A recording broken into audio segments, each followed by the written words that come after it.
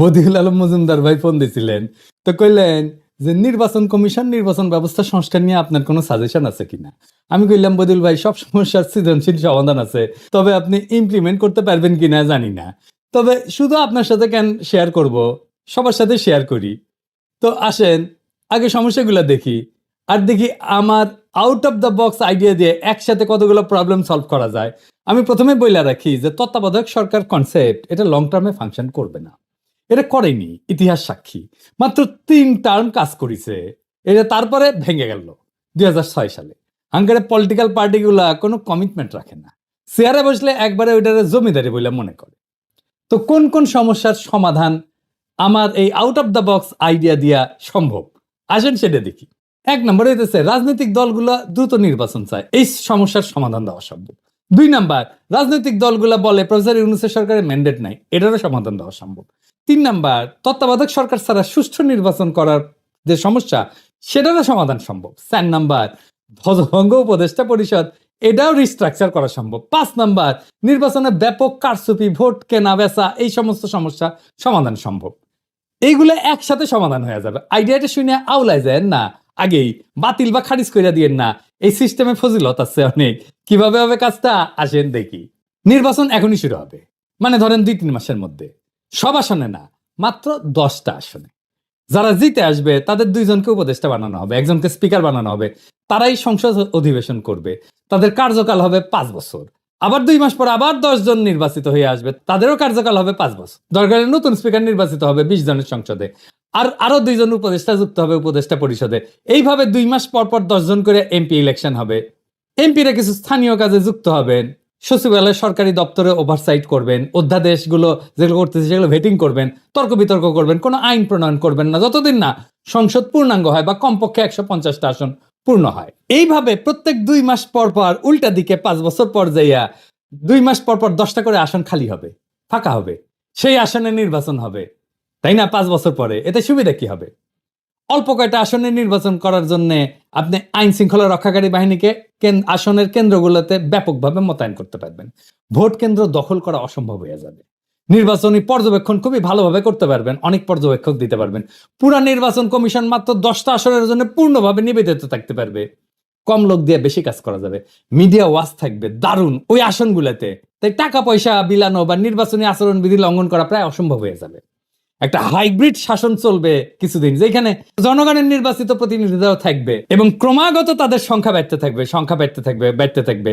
তারা অধ্যাদেশ ভেটিং করে দিলে উপদেষ্টা পরিষদের একছত্র কর্তৃত্ব খর্ব হবে এবং একটা আলাপ আলোচনা তর্ক বিতর্ক হবে, ব্যালেন্স অফ পাওয়ার আসবে। অন্তর্বর্তীকালীন সরকার ধীরে ধীরে নির্বাচিত প্রতিনিধি দিয়ে প্রতিস্থাপিত হবে। হঠাৎ করে পরবর্তী সরকারকে দায়িত্ব নিতে হবে না, তাদের একটা প্রস্তুতি থাকবে। দ্রুত নির্বাচন দিতে হবে, এটা শুনতে হবে না প্রফেসর ইউনূসকে, নির্বাচনের মধ্যেই শুরু হয়ে যাবে। এই সরকারের ম্যান্ডেট নাই, এই অভিযোগে শুনতে হবে না। গ্র্যাজুয়াল ইলেকশনের জন্য সরকারি দলের উপর একটা চাপ থাকবে যে মেয়াদ পূর্ণ হওয়ার আগেই সরকার পাল্টে যেতে পারে। জনগণ নির্বাচনে মাত্র 10টা সিটের সরকারি দলকে হারাই দিয়া সরকারি দলকে বার্তা দিতে পারে যে তাদের শাসন অজনপ্রিয় হয়ে গেছে, তাদের 5 বছর পর্যন্ত অপেক্ষা করতে হবে না রায় দেওয়ার জন্য। সরকার 2.5 বছরে বদলে ফেলা সম্ভব। আপনারা দেখবেন সাধারণত সরকার গঠনের প্রথম 4টা বছর এর তুলনায় শেষ বছরের চিত্র কিন্তু ভিন্ন হয়। কিছুটা সংযত হইয়া শেষ বছরটা সরকার, সরকারি দল, নেতা কর্মী অনেকটাই জনবান্ধব হওয়ার চেষ্টা করে। কারণ একটাই, যে সে তার ইমেজের যে ক্ষতি হয়েছে সেটা সরকারের শেষ বছরে ভালো করতে চায়। কারণ সামনে নির্বাচনের খাড়া যদি সব সময় ঝুলায় রাখা যায় তাহলে এটা কত ভালো হবে ভেবে দেখেন। সবসময় জনগণের ভোটের চাবুকের মুখে থাকবে সরকার। ভবিষ্যতে যখন এই নির্বাচন পদ্ধতি নিয়মিত অনুসরণ করা হবে তখন কিছুদিন পর পরে সরকারের গৃহীত কর্মসূচি জনমত যাচাইয়ের সুযোগ থাকতেছে। প্রতিনিয়ত সরকারকে জনগণের কাছে যাইতে হচ্ছে বলে সরকার জনকল্যাণমুখী হওয়ার ক্ষেত্রে সচেষ্ট থাকবে। এইবার 300 আসনে নির্বাচন সম্পন্ন হয়ে গেলে, সকল আসন পূর্ণ হলে সংসদ প্রধানমন্ত্রী নির্বাচিত করবে আর প্রফেসর ইউনূসকে প্রেসিডেন্ট নির্বাচিত করবে। পাওয়ার ট্রানজিশনটা গ্র্যাজুয়াল হবে, অ্যাব্রাপ্টলি বিদায় নিতে, হঠাৎ করে বিদায় নিতে হবে না। সব অন্তর্বর্তীকালীন সরকারের এক্সিট প্ল্যান নিয়ে দুর্ভাবনা থাকে, কিভাবে তারা শাসনটা শেষ করবে সেই দুর্ভাবনা এখন আর থাকলো না। এক্সিট এর মধ্যে দিয়ে পরিকল্পিত হয়ে থাকলো।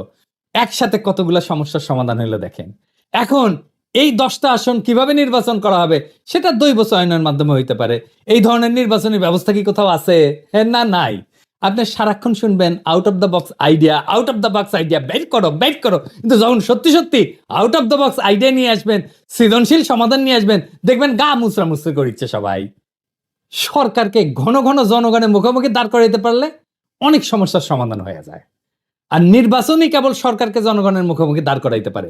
আমাদের দেশে আমেরিকার প্রতিনিধি সভার মতো প্রতি বছর পুরা সংসদ নির্বাচন করা সম্ভব না, এবং তো বাস্তবসম্মত না। তবে প্রত্যেক বছরই সরকার এবং রাজনৈতিক দলকে জনগণের কাছে নিয়ে যাওয়ার পথ খুঁজে বের করতে হবে। এইটা একটা পথ হইতে পারে। ভোটারের মুখোমুখি করতে হবে সরকারকে, এবং তা সম্ভব হইলে সঠিক পথে এগাচ্ছে কিনা বার্তা পেয়ে যাবে সরকার।